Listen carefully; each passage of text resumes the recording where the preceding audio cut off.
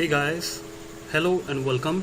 Here I am Shailesh Kapoor with another video book of Engineering Physics, जिसमें आज हम लोग एलिमेंट ऑफ मटेरियल साइंस की third lecture के बारे में डिस्कस करेंगे। इससे पहले की वीडियो बुक्स में जैसे कि मैंने आपको बताया था कि एलिमेंट ऑफ मटेरियल साइंस में हमारे पास में ये सभी टॉपिक्स हैं और इससे पहले हम लोग इन सभी टॉपिक्स के बारे में प्रीवियस वीडियो बुक्स में पढ़ चुके हैं। आज का हमारा टॉपिक है ये सब, जिसमें हम लोग देखेंगे intrinsic semiconductor, conductivity intrinsic semiconductor, extrinsic semiconductor, उनके टाइप्स जो कि हम लोग जानते हैं एन टाइप और पी टाइप के सेमीकंडक्टर्स होते हैं, और इसके बाद में हमें देखना है हॉल इफेक्ट और हॉल कोएफिशिएंट। सबसे इंपॉर्टेंट टॉपिक इसमें हॉल इफेक्ट रहेगा। So let's begin. तो अब हमें देखना है कि सेमीकंडक्टर्स के टाइप क्या है। There are two types of semiconductors, one is intrinsic semiconductor and another one is extrinsic semiconductor. तो सबसे पहले हम लोग देखेंगे इंट्रिंसिक सेमीकंडक्टर क्या होते हैं। Intrinsic semiconductor pure form of semiconductors होते हैं। वर्ल्ड में सबसे ज्यादा यूज होने वाले semiconductors intrinsic semiconductors are silicon and germanium. ये हमारे पास में क्योंकि प्योर होते हैं, इसमें नंबर ऑफ होल्स और इलेक्ट्रॉन्स हमेशा इक्वल मिलेंगे हमें। जैसा कि आपको डेफिनेशन में दिखाई दे रहा है, इंट्रिंसिक सेमीकंडक्टर थर्मल एक्साइटेशन के थ्रू हम कंडक्टिविटी देते हैं और ये टेम्परेचर डिपेंडेंट होते हैं। इट मीन कि जैसे जैसे आप इनको टेम्परेचर इंक्रीज करेंगे इनका, या इनको एक्सटर्नल सोर्स के थ्रू एनर्जी प्रोवाइड करेंगे, इनकी कनेक्टिविटी इंक्रीज होगी। जैसा कि मैंने बताया, दो टर्म्स इंट्रिंसिक सेमीकंडक्टर वर्ल्ड में अवेलेबल है, जर्मेनियम और सिलिकॉन। तो सबसे पहले हम लोग देखते हैं जर्मेनियम के लिए हमारे पास में किस से बॉन्ड्स फॉर्म होते हैं। और इन जैसा कि हम लोग जानते हैं, जर्मेनियम की आउटर मोस्ट सेल में 4 फ्री इलेक्ट्रॉन्स होते हैं जो कि दूसरे एटम्स के साथ में कोवेलेंट बॉन्ड बना सकते हैं। ये यहाँ पर रेड कलर के डॉट्स इलेक्ट्रॉन्स है जो कि इसमें कोवेलेंट बॉन्डिंग तैयार कर रहे हैं अपने नेबरिंग एटम्स के साथ में। जैसा कि आप डायग्राम में देख सकते हैं कि जब ये हमारे पास में नेबरिंग एटम के साथ में कोवेलेंट बॉन्ड बनाते हैं तो कुछ इस तरह से इनके बॉन्ड्स फॉर्म हो जाते हैं, जिनको हम कोवेलेंट बॉन्डिंग बोलते हैं। तो इस तरह से हमारे पास में एक जर्मेनियम का लैटिस प्रिपेयर हो जाता है। इस लैटिस को जब भी आप एनर्जी प्रोवाइड करते हैं तो इनसे कुछ इलेक्ट्रॉन्स बॉन्ड्स को म्यूचुअली ब्रेक करके फ्री हो जाते हैं, और जिस जगह से बॉन्ड हमारे पास में ब्रेक होता है वहां पर एक होल जनरेट हो जाता है। ये ब्लू कलर के डॉट्स हमारे पास में फ्री इलेक्ट्रॉन्स है और येलो कलर का ब्लैंक स्पेस हमारे पास में होल की तरह वर्क करता है। जैसा हमने प्रीवियस वीडियो बुक में देखा था, electrons are negative charge carrier और holes are positive charge carrier. बिल्कुल इसी तरीके से हमारे पास में सिलिकॉन के लिए होता है होल्स और इलेक्ट्रॉन्स का जनरेशन, जिसको हम लोग एक बार देख लेते हैं। Electrons preparing bonding with neighbouring atoms,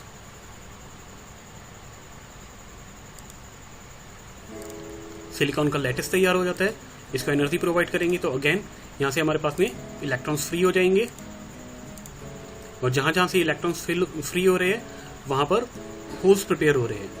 ये येलो कलर के ब्लैंक स्पेसेस होल्स है और ब्लू कलर के डॉट्स फ्री इलेक्ट्रॉन्स है।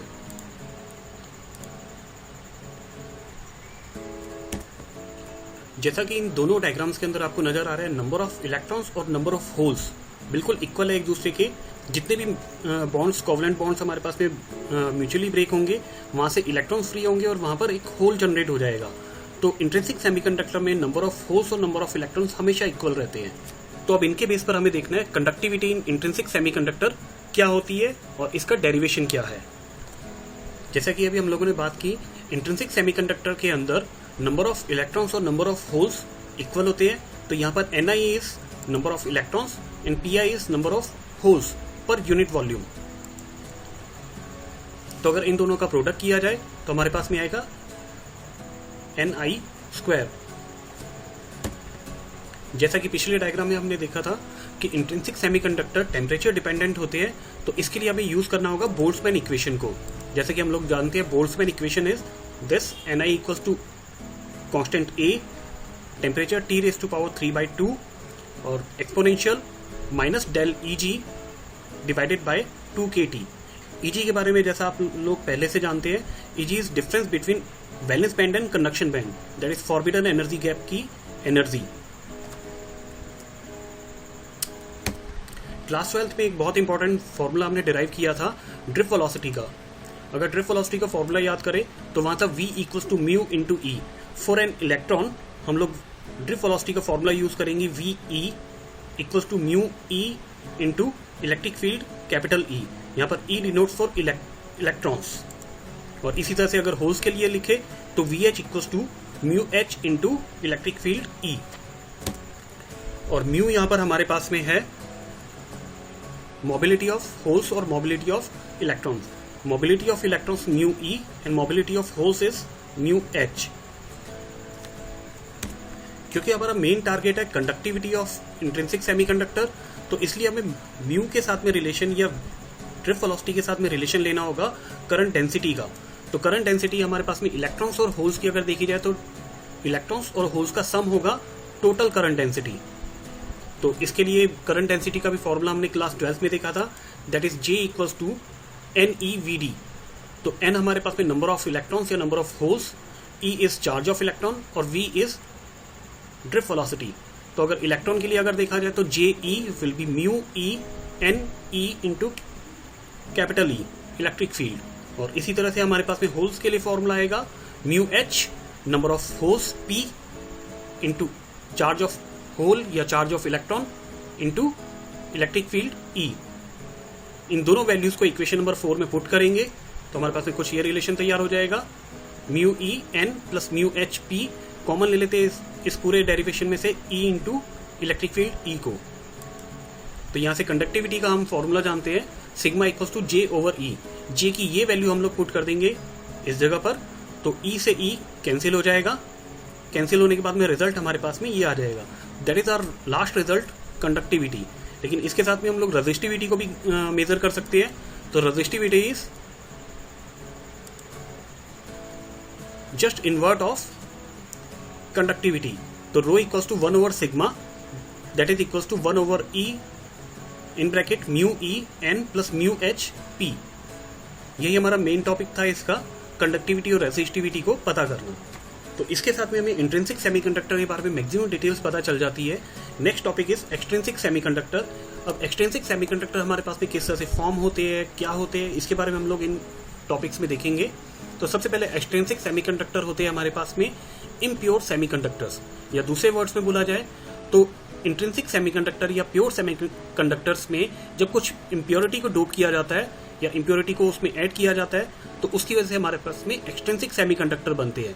एक्सट्रिंसिक सेमीकंडक्टर की इंपॉर्टेंट प्रॉपर्टी होती है कि इनकी कंडक्टिविटी इंट्रिंसिक सेमीकंडक्टर के कंपैरिजन में ज़्यादा होती है, क्योंकि ये टेम्परेचर डिपेंडेंट नहीं रहते, क्योंकि इसमें फ्री इलेक्ट्रॉन्स और फ्री होल्स जनरेट हो जाते हैं. तो इसीलिए एक्सट्रिंसिक सेमीकंडक्टर हमारे पास में बेसिकली यूज किए जाते हैं. एक्सट्रिंसिक सेमीकंडक्टर्स को बनाने के लिए पीरियोडिक टेबल की 3rd ग्रुप और 5th ग्रुप के एलिमेंट्स को एज इम्प्योरिटी डोप किया जाता है. तो सबसे पहले हम लोग देखते हैं 3rd ग्रुप की एलिमेंट्स को अगर एज इम्प्योरिटी डोप किया जाए तो उससे हमें क्या चीज मिलेगी. लेकिन उससे पहले देखते हैं 3rd ग्रुप के एलिमेंट होते कैसे हैं. जैसे कि हमारे पास में एग्जांपल है बोरोन का, एल्यूमिनियम, गैलियम और इंडियम का. तो सबसे पहले जैसे सामने आ रहा है बोरोन. बोरोन के आउटरमोस्ट सेल में हमारे पास में 3 इलेक्ट्रॉन्स होते हैं जो कि इस तरह से दिखाई देते हैं.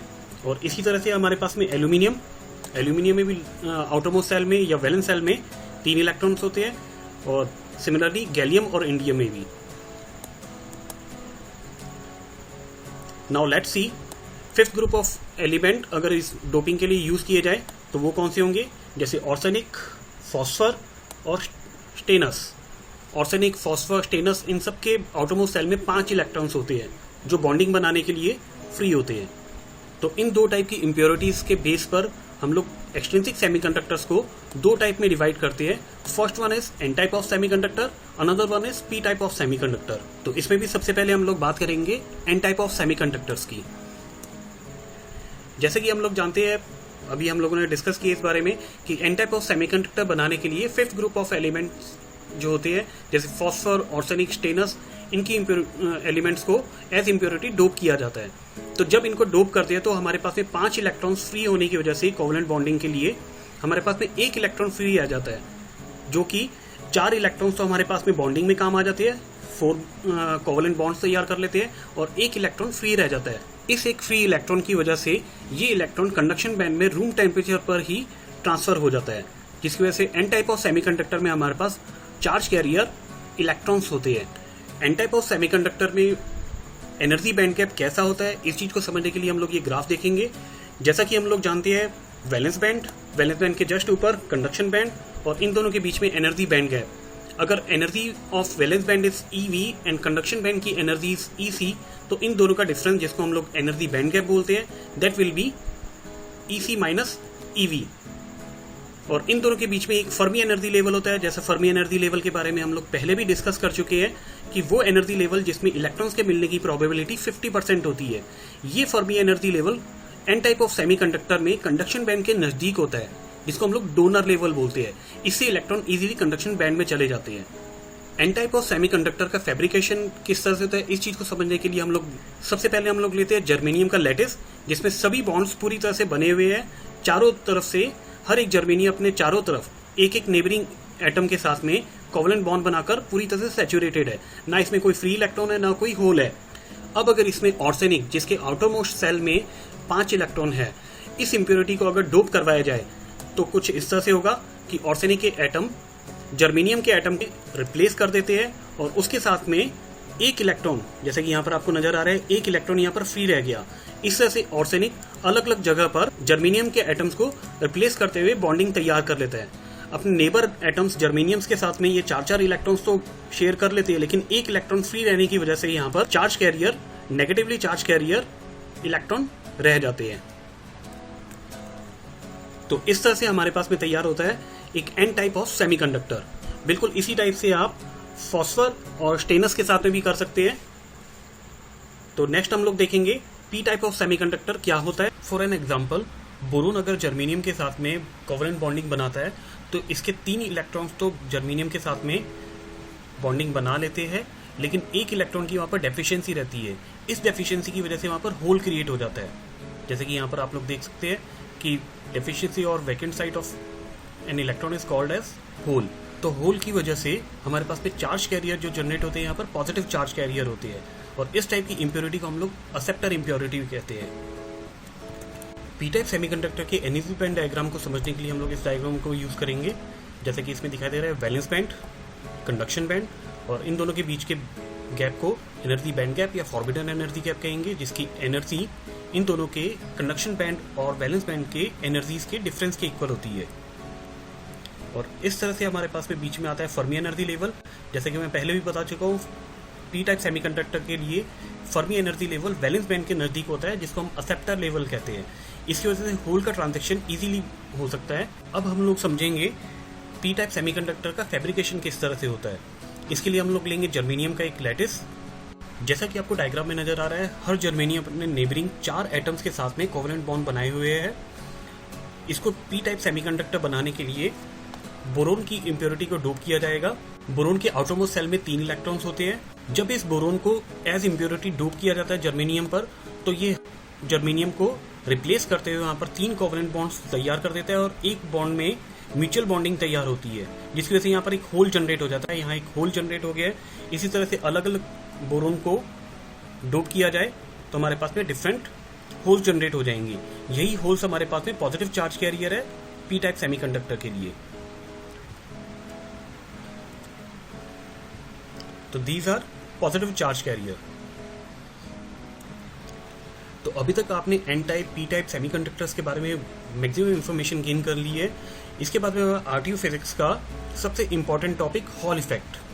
हॉल इफेक्ट के अकॉर्डिंग जब भी किसी कंडक्टिंग या सेमीकंडक्टिंग स्लैब को किसी मैग्नेटिक फील्ड में प्लेस करते हैं, तो उस स्लैब में इलेक्ट्रिक फील्ड के परपेंडिकुलर एंड्स पर एक पोटेंशियल जनरेट हो जाता है। इसी पोटेंशियल के जनरेट होने को हॉल इफेक्ट कहते हैं, और ये जो पोटेंशियल जनरेट होता है इसको हॉल वोल्टेज कहा जाता है। हॉल इफेक्ट को समझने के लिए हम लोग इस डायग्राम को यूज करते हैं। जैसे इस डायग्राम में दिखाया गया एक सेमीकंडक्टिंग स्लैब, जिसके एक एंड को बैटरी के प्लस टर्मिनल और दूसरे एंड को बैटरी के माइनस टर्मिनल से कनेक्ट कर रखा है। तो ऐसी कंडीशन में इलेक्ट्रॉन्स का फ्लो माइनस टर्मिनल से प्लस टर्मिनल की तरफ होगा। जैसा हम लोग जानते हैं करंट हमेशा फ्लो करता है प्लस टर्मिनल से माइनस टर्मिनल की तरफ, उसी के ऑपोजिट इलेक्ट्रॉन्स का फ्लो होता है माइनस टर्मिनल से प्लस टर्मिनल की तरफ। तो इलेक्ट्रॉन्स का फ्लो होना चाहिए था बिल्कुल स्ट्रेट, बट जैसे ही इस सेमीकंडक्टर स्लैब को किसी नॉर्थ पोल और साउथ पोल या मैग्नेटिक डाइपोल के बीच में रखा जाता है, तो इलेक्ट्रॉन्स का फ्लो थोड़ा सा डाइवर्ट हो जाता है, जिसकी वजह से एक एंड के ऊपर इलेक्ट्रॉन्स का एक्सेस नजर आता है। मींस कि यहाँ पर इलेक्ट्रॉन्स बहुत ज्यादा नजर आते हैं। इलेक्ट्रॉन्स की यहाँ पर एक्सेस होने की वजह से इसकी दूसरे एंड पर इलेक्ट्रॉन्स की डेफिशिएंसी हो जाती है, जिसको हम लोग दूसरे वर्ड्स में पॉजिटिव चार्ज कह सकते हैं। तो इन दोनों एंड्स के बीच में एक पोटेंशियल जनरेट हो जाता है। यही पोटेंशियल हमारे पास में हॉल इफेक्ट है। इसी डायग्राम को समझने के लिए हम लोग एक वीडियो की हेल्प लेते हैं। जैसा कि आपको डायग्राम में नजर आ रहा है, एक सेमीकंडक्टिंग स्लैब है और इसके दो एंड्स को हम लोग किसी बैटरी के प्लस टर्मिनल और माइनस टर्मिनल से कनेक्ट करते हैं। इस एंड को प्लस टर्मिनल से और दूसरे एंड को माइनस टर्मिनल से। तो इलेक्ट्रॉन्स का फ्लो आपको कुछ इस तरह से नजर आएगा, जैसे कि इस वीडियो में नजर आ रहा है आपको। इलेक्ट्रॉन्स इस डायरेक्शन में फ्लो करेंगे। जैसे ही हम लोग इस सेमीकंडक्टिंग स्लैब को किसी मैग्नेट के पास में रखते हैं तो इसकी वजह से इलेक्ट्रॉन्स का फ्लो डाइवर्ट हो जाता है और इस एंड पर इलेक्ट्रॉन्स की एक्सेस नजर आता है और दूसरे एंड पर इलेक्ट्रॉन्स की डेफिशिएंसी नजर आती है। इस इलेक्ट्रॉन्स की डेफिशिएंसी और एक्सेस को अगर मेजर किया जाए मल्टीमीटर के थ्रू, हम लोग इन दोनों एंड्स पर पोटेंशियल चेक करते हैं, तो जो पोटेंशियल जनरेट होता है उसको हम लोग बोलते हैं हॉल वोल्टेज। और ये जो पूरा इफेक्ट है, दोनों एंड्स पर वोल्टेज का जनरेट होना, पोटेंशियल का जनरेट होना, इज हॉल इफेक्ट। जैसा कि इस एनिमेटेड वीडियो में हमने देखा कि इसके दोनों एंड पर एक पोटेंशियल जनरेट हो रहा है जिसे हम हॉल वोल्टेज कहते हैं। तो हॉल वोल्टेज है तो कितना, इस चीज को डेरिवेट करने के लिए हमें एक डेरिवेशन करना पड़ेगा। जैसा कि हम क्लास 12 में पढ़ चुके हैं, जब भी किसी चार्ज पार्टिकल को मैग्नेटिक फील्ड में मूव करवाते हैं तो उस पर एक लॉरेंट फोर्स लगता है, जिसका एक्सप्रेशन हमारे पास में कुछ इस तरह से होता है, F = Q V × B, that is Laurent force. For an electron charge will be -E, क्योंकि डायग्राम में जैसा हमने देखा था कि चार्जेस -x एक्सिस की डायरेक्शन में मूव कर रहे, तो V will be V -x cap, -x direction में जाने की वजह से, और मैग्नेटिक फील्ड Z एक्सिस पर लिया है तो that is B × Z cap. ये इनके वेक्टर फॉर्म है। तो इन दोनों वैल्यूज को, स्पेशली V और B की वैल्यू को हम लोग इसमें पुट करते हैं इन वेक्टर फॉर्म, और चार्ज क्योंकि स्केलर क्वांटिटी इसको भी पुट किया है यहाँ, तो हमारे पास में फाइनल एक्सप्रेशन आता है F = -E V -x cap cross B Z cap. -x और Z कैप का प्रोडक्ट -y कैप होता है। तो फाइनल रिजल्ट हमारे पास में vector F = EVB -y cap. जब स्टेडी स्टेट कंडीशन लगाते हैं तो इलेक्ट्रोस्टैटिक फोर्स और लॉरेंट फोर्स एक दूसरे के इक्वल होते हैं। तो ऐसी कंडीशन में हम लोग देखेंगे, जैसे इस एक्सप्रेशन आपको नजर आ रहा है, Q × V × B is Laurent force और Q × ET is electrostatic force. जैसा कि हम लोग जानते हैं कि F = Q × E होता है, तो इसी चीज को हम लोगों ने यहाँ पर यूज किया है। F = Q × E, यहाँ पर E हमारे पास में vector quantity, V × B vector quantity. V × B की वैल्यू हम लोगों ने ऊपर डेरिवेट कर ली थी। जब इन वैल्यूज को पुट करते हैं तो हमारे पास में आता है Q से Q कैंसिल होने के बाद में ET = V × B, और V × B -x × Z था। इसको फाइनली हम लोग इस तरह से लिख सकते हैं, E = VB -y कैप। अब जैसा कि हम लोग जानते हैं, current density is NQ × V, तो इससे हम V की वैल्यू निकालेंगे, दैट इज J/NQ। और प्रीवियसली हमने इलेक्ट्रिक फील्ड की वैल्यू निकाली, दैट इज V × B। यहां मैं इसका स्केलर फॉर्म यूज कर रहा हूं, तो यहां पर V की ये वैल्यू, जो कि यहां पर भी स्केलर क्वांटिटी में लिखी हुई है, J/NQ, इसको हम लोग यहां पुट कर देंगे। तो आंसर हमारे पास में आएगा ET = J/NQ × B। क्योंकि हम लोग जानते हैं J और B दोनों वेक्टर क्वांटिटी है, तो इसलिए मैंने यहाँ पर J और B को एक साथ एक ब्रैकेट में नोट कर दिया है। क्योंकि हमारा मेन टारगेट है पोटेंशियल का पता करना कि दोनों एंड्स के ऊपर कितना पोटेंशियल जनरेट हो रहा है। तो इलेक्ट्रिक फील्ड अगर हमारे पास में जनरेट हो गया है, हमें पता चल गया कितना है, तो इलेक्ट्रिक फील्ड और पोटेंशियल के बीच में रिलेशन हमें पता है कि E = V/R। जैसे कि आप क्लास 12 इलेक्ट्रोस्टैटिक्स में पढ़ चुके हैं। क्योंकि यहाँ पर हमारे पास में सेमीकंडक्टर बार की जो थिकनेस है दैट इज D, तो इस वजह से हम लोग यहाँ पर लेंगे R की जगह पर D। तो ET = VH/D, VH is Hall voltage. इन दोनों को कंपेयर किया जाए तो हमारे पास में कुछ रिलेशन इस तरह से आएगा, VH/D = 1/NQ × JB।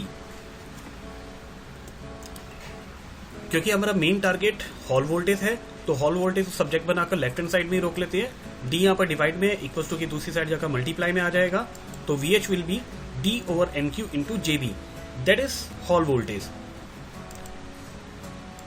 और इस एक्सप्रेशन में हमें एक फैक्टर नजर आ रहा है, दैट इज 1/NQ। ये फैक्टर ही हमारे पास में होता है हॉल कोफिशिएंट। तो इसी के साथ हमारे पास में engineering physics element of material science chapter खत्म होता है। अगर आपको वीडियो पसंद आया तो प्लीज़ हिट लाइक,